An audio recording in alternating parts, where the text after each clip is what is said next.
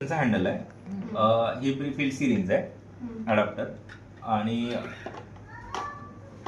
ते कुठे गेलं, कार्ट्रिज कुठे ठेवलं? हां, तर हे कार्ट्रिज. ठीक आहे, आपण कार्ट्रिजचा यूज करतो पेशंटला देण्यासाठी. हे फक्त याचा यूज कशासाठी, फक्त फील्ड करायला इंजेक्शन्स, अडॅप्टर. सो आता पहिले तर आपण ह्याला घेऊयात. आता हे सध्या क्लोज दिसते सगळ्यांना, क्लोज आहे. ठीक आहे, तर आपण इंजेक्शन दिलेलं आहे. आता याला फील करावं लागतं आपल्याला. तर हे टाकताना असं ठेवायचं याच्यामध्ये.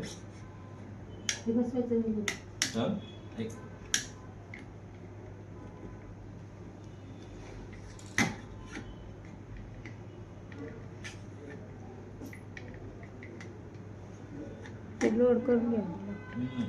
नाही नाही, हे लोड करून घ्या, बंद करून. जस्ट झालं. येस. सो आता हे प्रेशर द्यायचं, प्रेशर द्यायचं याच्यावरती. क्लोज.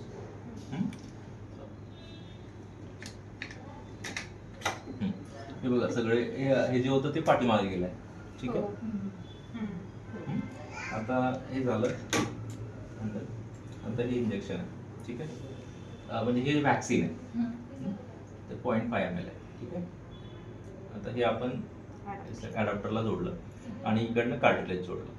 ठीक आहे, इकडनं ऍस्पिरेट करायचं, इकडनं फ्लश करायचं. ठीक आहे, किंवा इकडनं पुश केलं तरी तिकडनं ते ऍस्पिरेट होऊन जातं. ठीक आहे, 0.5 ला पूर्ण हे 0.5च आहे. ठीक आहे, झालं. तर याच्यामध्ये हे असं लॉक करायचं आहे आपल्याला. ठीक आहे, झालं. आता जेव्हा आपण पेशंटला पकडतोय तेव्हा पेशंटला पकडताना पूर्ण 90 अँगलनं ठेवायला लागतं. हे जर आपण 45 अँगल किंवा 75 अँगलनं असं जर दिलं तर ते वेस्ट जातं.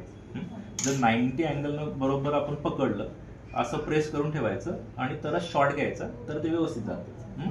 ठीक आहे. सो जसं आपण पकडलं तर तुम्हाला मी असं दाखवू का, हाताला द्यायचं तर.